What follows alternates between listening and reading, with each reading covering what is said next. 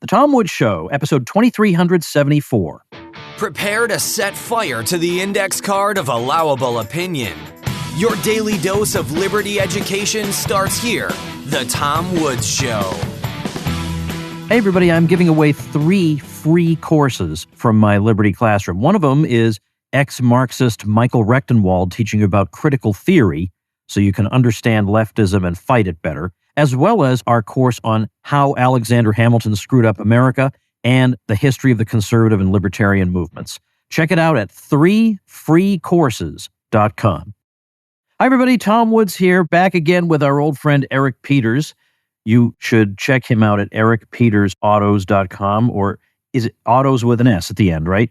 It is indeed, Tom. Yep. Okay. And you can still get there by going to epautos.com if you prefer to minimize your number of keystrokes.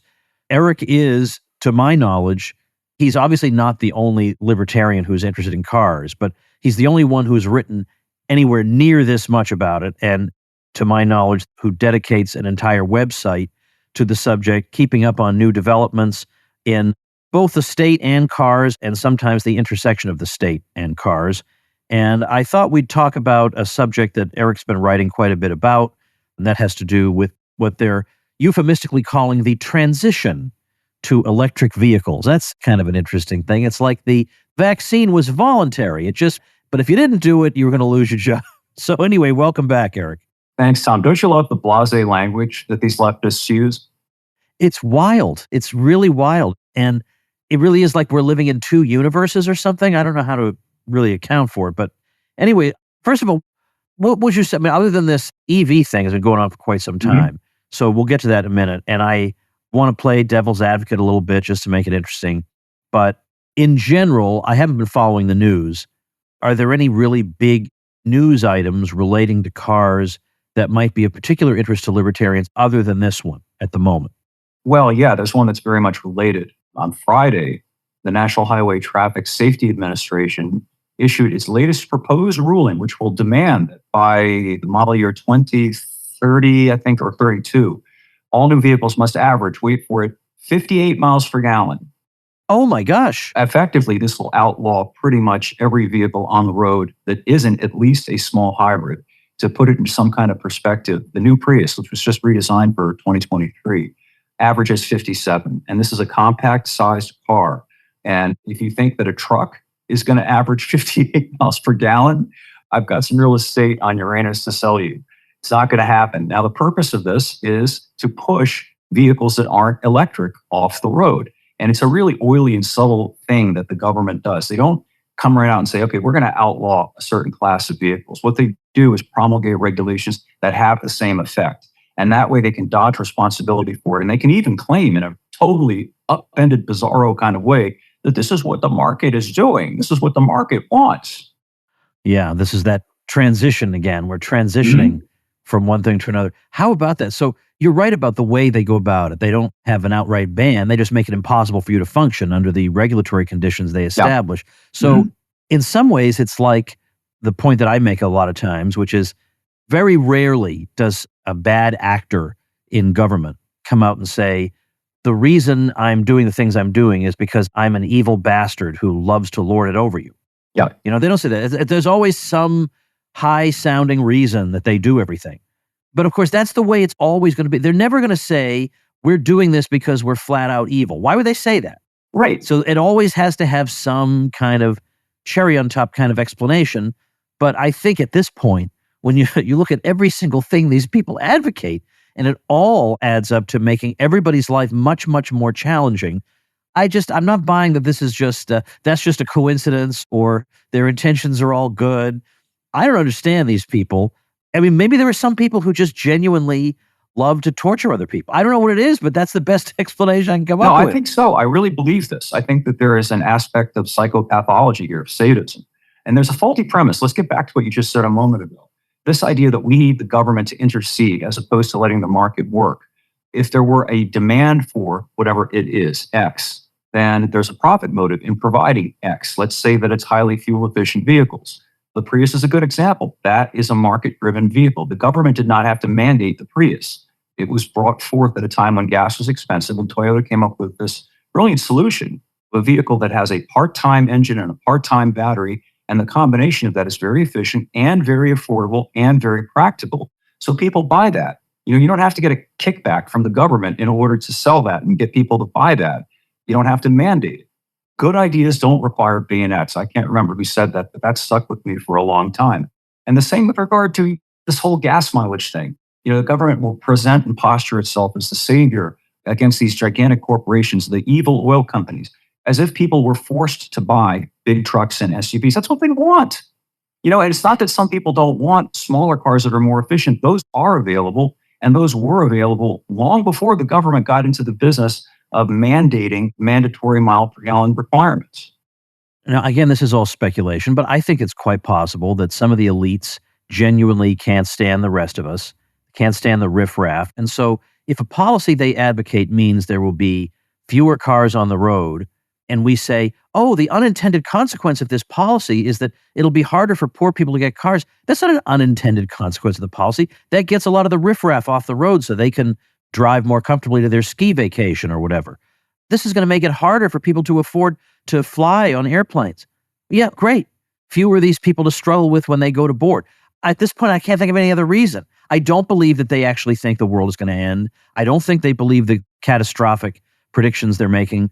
So I'm left only with this. But anyway, that's just my private obsession. Let's get to the very public matter of the EV situation. Now, you have an article I'll link to at tomwoods.com/2374, where you're talking about some of the arguments here. And you were talking about, let's start with this problem of fires. Yeah. And I'm going to read actually what you say here. The article you're quoting refers to these fires that electric vehicles are causing as an additional challenge to the transition. And you wrote, EVs spontaneously combusting is not an additional challenge. Observe the blasé language as if we were discussing losing weight or some other thing that could be improved via effort. What we are dealing with as regards lithium-ion batteries is an inherent vulnerability that cannot be fixed, at least with that particular type of battery. So what are we talking about with fires? What do you mean? Lithium-ion batteries can short circuit, and everybody knows about small devices and how they sometimes catch fire. And that's why we had an issue with cell phones and airplanes. In fact, I think there were a couple of airliners that actually were brought down because there were cell phones in the cargo hold and they caught fire, brought the airplane down. These are very fast, very hot burning fires. The problem with electric cars is now you've got an enormous battery.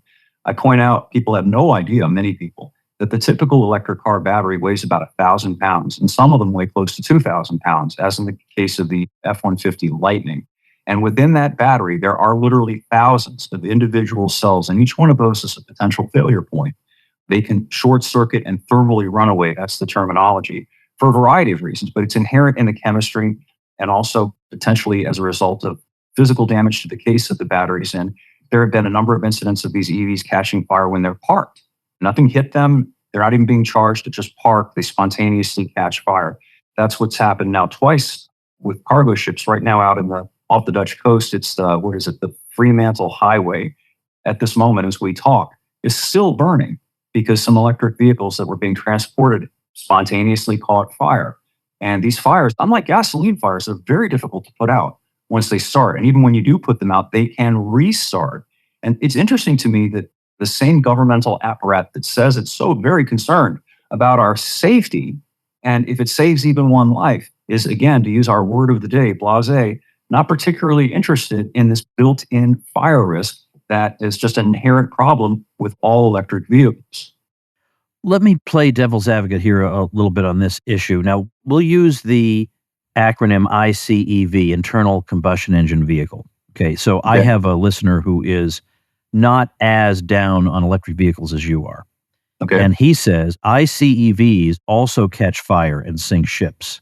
An EV, electric vehicle, is less likely to catch fire than an ICEV, though an EV fire may be harder to put out.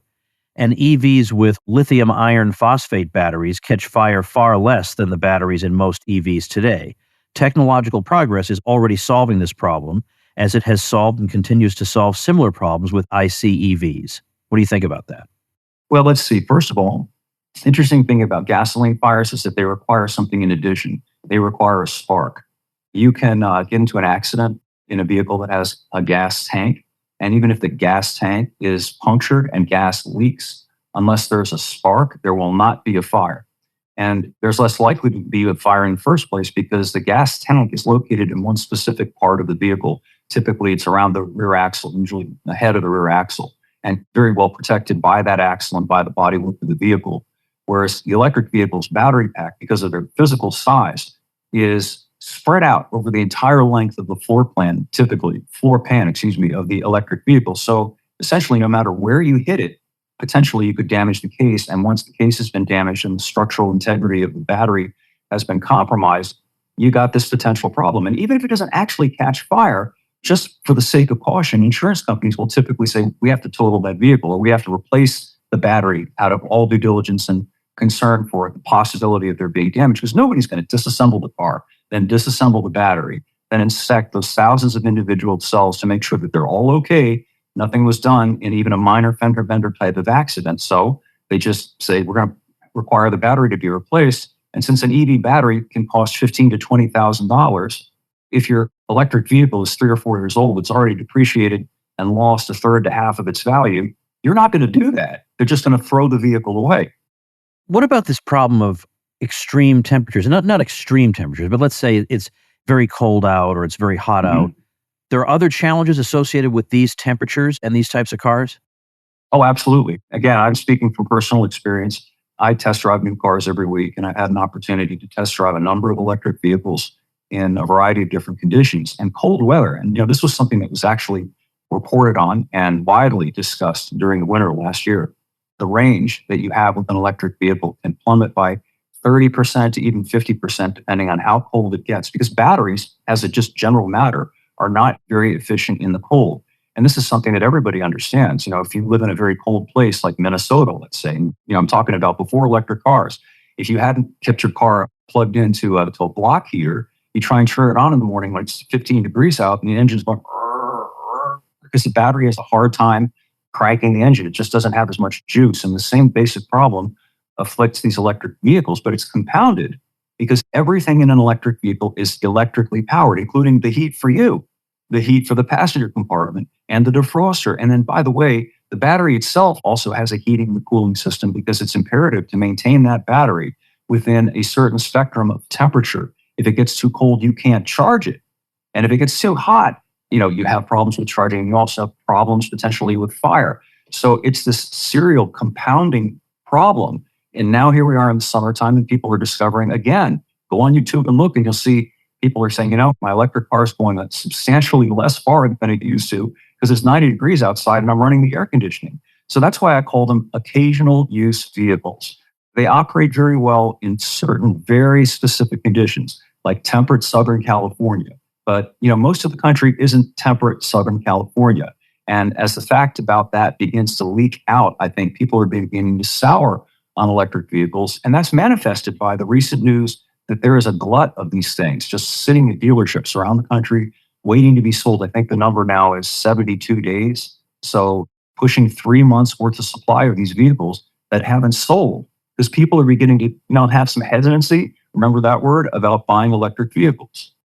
And we know how they've handled quote unquote hesitancy in other areas that we make it very, very difficult for you to live your life other than by knocking off your hesitancy. Well, likewise here, it looks like, sorry, you're hesitant, but if you want to get from A to B, this is the choice you're going to have to make ultimately, unless something major changes between now and whenever. Well, I think that parallel is actually most apt, and I've been talking about that, I've been writing about that, in that people were, to be very generous, misled about the efficacy of the vaccines, for example. We had Biden telling people, if you take the vaccine, you won't get COVID. He made a universal statement about that. You won't transmit it to other people. Turned out that was absolutely not true.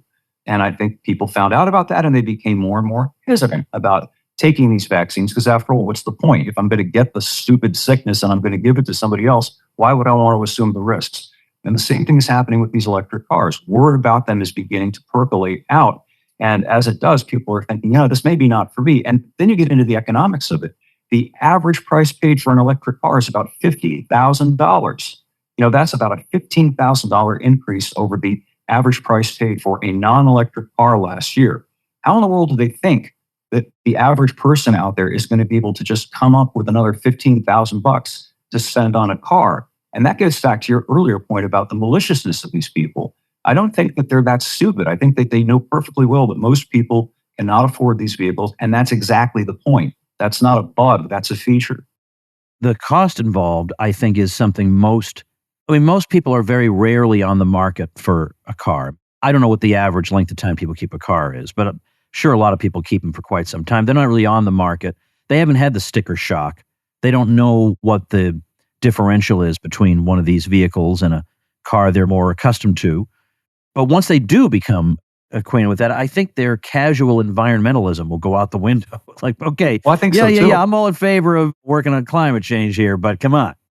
Yeah, and also when they really get wise to some of the everyday practicalities. For example, you'll hear often in the media when the subject of electric cars comes up about these so-called fast chargers. And I always put air fingers quotes around fast because I just think it's hysterical that you would characterize as fast sitting in a Walmart parking lot for a half hour to 45 minutes, because that's what fast charging is. Anyway, the point is that you can't do that at home. So the very best that you can do at home is what they call level 2 charging. And that's a 240 volt circuit that's like a dryer or an electric stove type outlet. And by the way, you have to have an electrician come out to wire one of those things up probably, because you probably don't have one of those in your garage right now. Most homes don't have that. And that's going to cost you $500 to $2,000, depending on how much work has to be done to your electrical panel and so forth. But the point is that even if you have the 240 volt level 2 charger set up, that's going to take 8 to 11 hours to give you a full charge back, and at least a few hours to get any kind of meaningful charge back into your vehicle.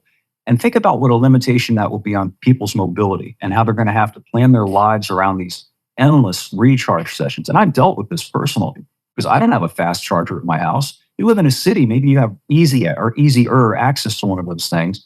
But if you don't, you're constantly having to think about, well, am I going to stop and wait at the Walmart parking lot here at the fast charger and get home 45 minutes late, or get to work 45 minutes late? Or I'm going to just crawl home and hope I don't have to go anywhere once I get there because the car won't be ready to go anywhere for another 4 or 5 hours. Well, let's talk about a few of the other arguments against them, because there are things that supporters of these vehicles can say, and I want to hear your thoughts. So a lot of times we hear the electrical grid will be overwhelmed by electric cars, and we've seen this actually repeated. I see this all over social media. And the argument I've heard against that, and in fact, I have a particular listener, as I said, who is not necessarily, he doesn't believe in subsidies or anything, but he's not as down on EVs as you are.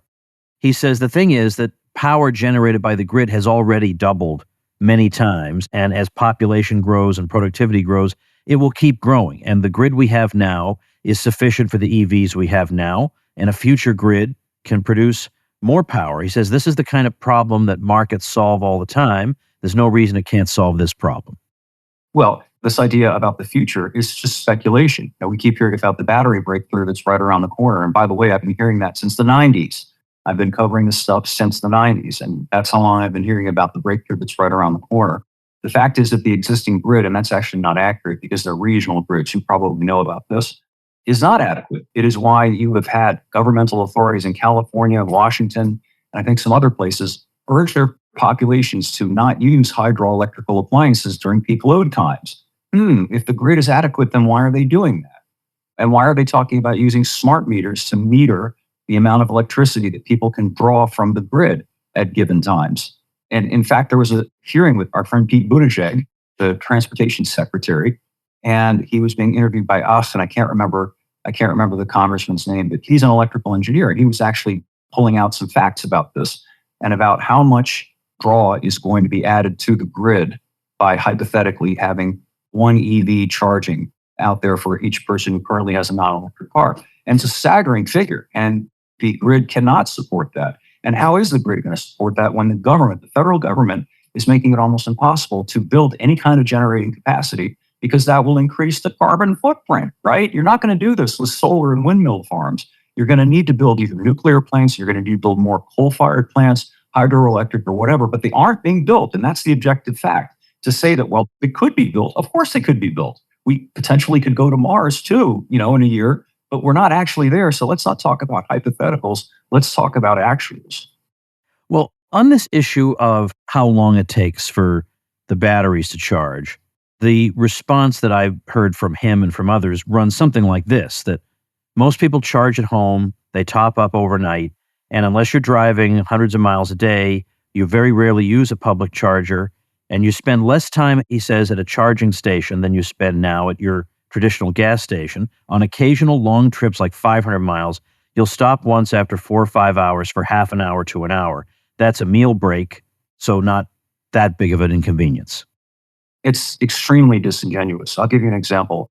I test drove the Mercedes EQE last week, and this is a high-end electric SUV that has a price around $78,000 to start. And it advertises a fully charged range of about 240 miles, which isn't very much. And by the time they brought it to me, it only had 145 miles on it because I live fairly far away from wherever there's a fast charger. So it's in my driveway. I've got 145 miles. That's not very far. And you drive these EVs, then you find out that the indicated range is often optimistic by 10%, 20% or more, depending on the conditions. And if you drive up a lot of grades, if you drive faster than on a crawl, you're going to discover that the range goes down significantly. Now, so I have 145 miles and I go out and I drive 40 or 50 miles, which for me is nothing. And now I've got 80, 70 miles. And remember that electric cars aren't like gas-powered cars, which if you run them down to fumes, what's the big deal? Because as long as you can roll up to the next gas station, you can literally be back on your way in 2 or 3 minutes, which is how long it takes to pump in 15 gallons of gas. If you get too far down the road in your EV, you run out of range, the thing bricks and it's not going to move. And you can't walk to a gas station to bring back a can of kilowatt hours. You're going to have to call for a truck to either tow the vehicle to where the charge is, or you could have one of these trucks that has the ability to charge a battery come out to you. And that's going to take a whole lot longer than 2 or 3 minutes.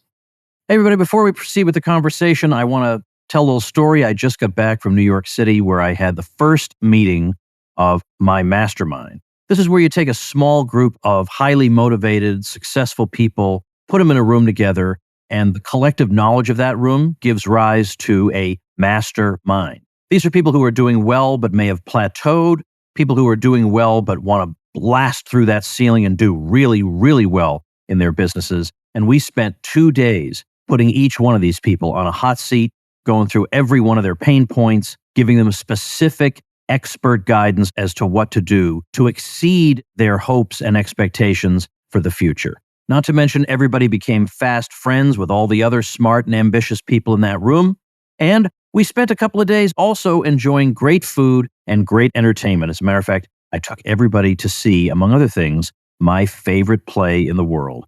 It was a blast, and it may be for you. Now, warning, masterminds are very expensive, especially if you've never priced one before. They're very expensive and they're not for everybody, but they may be for you if you are a smart and ambitious person who'd like to be in a room with other such people who can give you not a bunch of platitudes about waking up early in the morning or meditating for 10 minutes a day, but specific steps to take that will make a massive difference in your bottom line.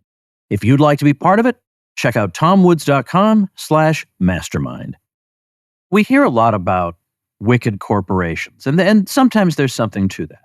But in the case of electric cars, this is not an initiative coming from corporations. And it's an initiative being imposed on corporations, that if they had their way, they would prefer not to do this, but they're more or less being coerced into doing it. And what surprises me, I think we might have touched on this before, is that apart from the isolated person here and there, you hear basically no complaints at all from the industry. No complaints at all. They get told that they have to do something radically different from what they've been doing up to now, and they have to do it extremely fast, and they have to meet all these requirements, and they just say, okay, you tell me to jump, I'll say how high. Does that surprise you? It depresses me, this corporate poltronery, which is, it's just a general problem, I think.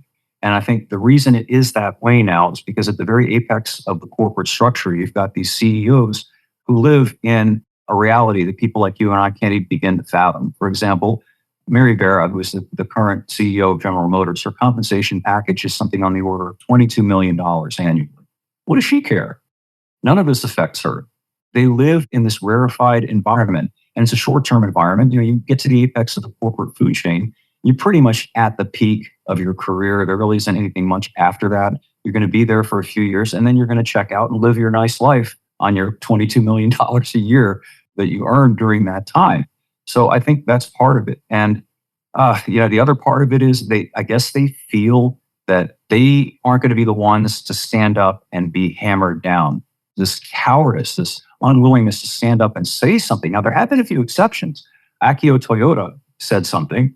Also, Sergio Marchionne, who died a year ago, who's formerly the head of what's now Stellantis, that owns the Jeep, Dodge, and Ram brands, they came right out and said, this is at the very best premature, this is being forced, this is bad news.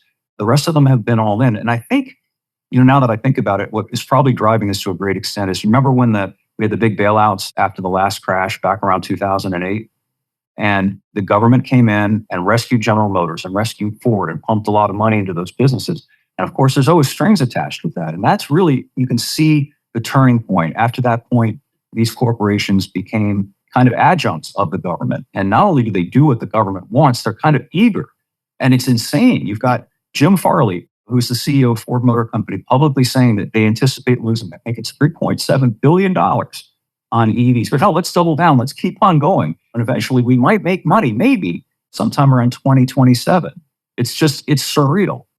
And yet here we are. Now, on the other hand, I remember in the worst days of COVID with the proposed vax mandates, implemented in many cases, but also the proposed vax passport systems, some of which went into effect briefly, but we had no way of knowing whether those were going to be permanent or not. There was no way of knowing where they were going with any of this. And the good news about that, and I know a lot of our folks are very black-pilled and it's hard for them to hear good news, but we have to. As human beings, we got to hear some good news. And when it's there, we have to appreciate it instead of trying to undermine it 12 different ways and explain to me why it's actually not good news. It is good news that those systems failed. They really did fail. They had to be reversed in one city after another, whether it was Boston, New York, Chicago, all down the line, New Orleans. They had to get rid of them. And there are a number of reasons they had to get rid of them. They did not succeed. And yet that was something, they were more obsessed with COVID and those shots than they ever have been about electric cars, way more. Mm-hmm. And we just said, well, we're just not doing it. And it just didn't work. They couldn't, even without just that minority of us who wouldn't go along, they could not make it work. And so that made me think, well, it is possible in some cases, even when there's a really, really deeply held elite obsession, it's possible to resist it. But here, it's not obvious what avenues the resistance could take. Oh, actually, I think it is. Tell me. Well, I think the obvious solution is to simply not buy in. And that's what people are doing. They are keeping their non-electric vehicles. I was going to mention, you had talked earlier about how long people keep their cars. Did you know that the age of the average vehicle that is in use today as a daily driver is pushing 13 years old? No, I did not know that. Mm-hmm. And it has to do with the fact there are a lot of people out there who do not want not only an electric car, they don't want a car that's spying on you, that's data mining you, that has all of these advanced driver assistance features that they're putting in cars. A lot of people are really turned off by that, and they just don't want them. And then there's the monetary aspect. A lot of people just don't want to get into hock and spend $40,000 and $50,000 on a car. It's madness. People can't afford that. It's absurd. So rather than do that, what they're doing is holding on to these older vehicles and fixing them as they go. And it makes a lot more economic sense for them to do that. And that's what worries me, because I think that the next shoe to drop in this EV saga is that they're going to do something to eliminate the alternatives to electric vehicles. I foresee them doing something like greatly increasing gas taxes or registration fees and so on for vehicles that aren't electric. And they might even go so far as an outright ban, though I think they won't do that because, again, it's much more effective and sly for them to say, oh, you can continue to keep whatever it is so long as it complies with X, Y, and Z. So how do we want to leave people with this in terms of the prospects for the future? First of all, I want to urge people again to check out epautos.com, ericpetersautos.com. I support you. I give a little donation every month because of the work you're doing is really important. And I'm not even a quote unquote car guy. And I know what kills me is that I have a lot of listeners who think of themselves as not being quote car guys. So they won't listen to episodes I do with you because they think, I'm not interested in that. So I have to somehow disguise them and trick them into listening. by coming up with very clever workarounds in the episode titles, saying, look, I know you might not be a quote-unquote car guy, but you're a liberty guy, and we need cars to get around, and that's pretty essential to liberty, so tune in and listen. But anyway, you should check out what Eric is doing. But what are the final thoughts you can leave us with? Well, again, I think you just elaborated essentially what the solution is. During the pandemic, those of us who decided, nope, we're not doing this, whether it was wear the masks or take these drugs that they marketed as vaccines, we just refused. And enough of us refused such that it became impossible or untenable for them to continue to try to impose it on people. And I think very similarly, if enough people just say, I'm not going to do this, I'm going to continue to drive a vehicle that makes sense for me. And again, I'm not anti-electric car at all. I think that the market should decide it. I think that if an electric car suits the needs, wants, and budgets of other people and they want to buy them, hey, that's fine. Who am I to tell them that they shouldn't buy an electric car? And who am I to tell a manufacturer not to build it if there's a demand for it? What I vehemently oppose is this one-size-fits-all, totalitarian, top-down idea that we must all do the same thing and it works for everybody just the same. And no, it doesn't. It's wrong and it's tyrannical.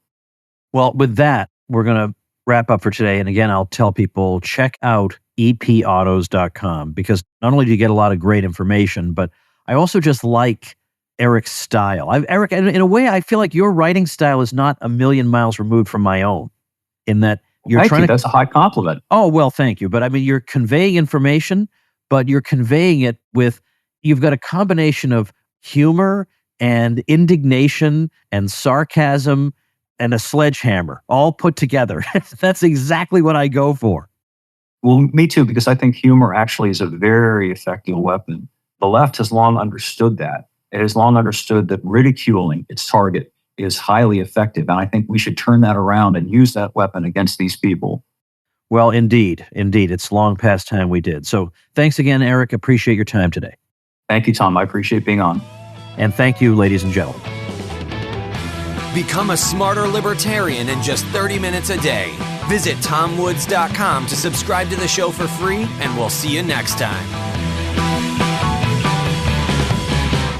Like the sound of The Tom Woods Show? My audio production is provided by Podsworth Media. Check them out at Podsworth.com.